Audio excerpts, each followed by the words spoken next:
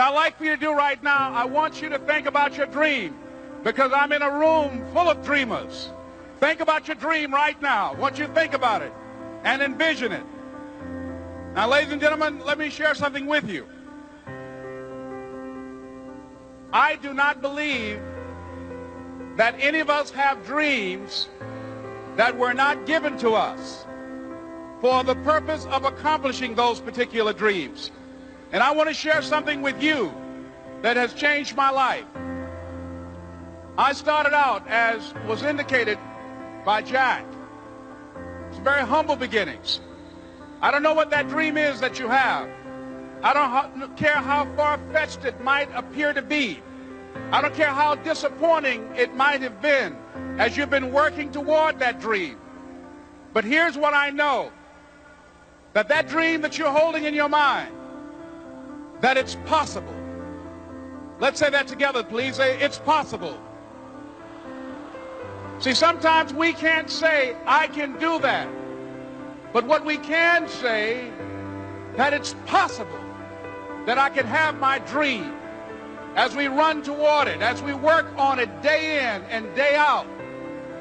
No one, ladies and gentlemen, could have convinced me when I started out just over 6 years ago working on my dream. And I want you to think about whatever your dream is, because I was willing to take a chance. And most people won't do that. Most of the people that you talk to try and bring them into the business, these are not risk takers. Most people have done all that they're ever going to do. They raise a family, they earn a living, and then they die. But people who are running toward their dreams, life has a special kind of meaning. And here's what I will share with you, that in the process of working on your dreams, you are going to incur a lot of disappointment, a lot of failure, a lot of pain, a lot of setbacks, a lot of defeats. But in the process of doing that, you will discover some things about yourself that you don't know right now. What you will realize is that you have greatness within you. What you'll realize is that you're more powerful than you can ever begin to imagine. What you will realize is that you're greater than your circumstances, that you don't have to go through life being a victim. As Jack indicated, I was born in Miami, Florida, in an area called Liberty City, in an abandoned building on a hard linoleum floor with my twin brother. We were 6 weeks of age. We were adopted. When I was in 5th grade, I was identified as EMR, labeled educable, mentally retarded, put back from the 5th grade into the 4th grade, and stayed in that category until I got out of high school. I don't have any college training, but I met a high school teacher who one day changed my life. I was waiting on another student, and when he came in, he said to me, young man, go to the board and write what I'm about to tell you. And I said, I can't do that, sir. He said, why not? I said, I'm not one of your students. He said, it doesn't matter. Follow my directions now. I said, I can't do that, sir. He said, why not? I said, because I'm educable, mentally retarded. And he came from behind his desk and he looked at me. He said, don't ever say that again. Someone's opinion of you does not have to become your reality.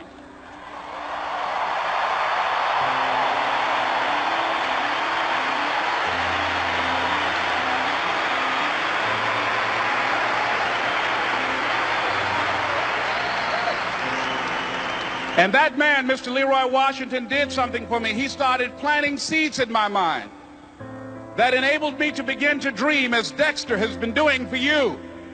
And ladies and gentlemen, I started working on my dream. And most people don't work on their dreams. Why? For many years I didn't. One is because of fear. The fear of failure. What if things don't work out? And the fear of success. What if they do and I can't handle it? The other thing is that most people, ladies and gentlemen, they get comfortable. They stop growing, they stop working on themselves, they stop stretching, they stop pushing themselves, and they end up becoming very cynical about life, and they throw in the towel on themselves and on their families and on their dreams. And the other thing is that most people don't feel worthy. What I'm doing now, I could have been doing years ago. But because I did not have a college education, because I didn't believe in myself, Because I allowed other people's opinion of me to control my destiny, I didn't act on my ideas. So I applaud you for your dreaming, for your running toward your dream. I applaud you for believing in yourself, because that's what life is about, stretching and challenging, looking for ways that you can begin to improve yourself. And ladies and gentlemen, as a result of stretching out, of acting on my dream, and I don't know what that dream is for you, I can tell you that it's possible. No one could have convinced me that after just over 6 years, I will have my own book entitled Live Your Dreams. Just over 6 years, I would have 5 specials on public television. Just over 6 years, I've done motivational speaking for AT&T, Procter & Gamble, McDonald's Corporation, Xerox, IBM. Just over 6 years.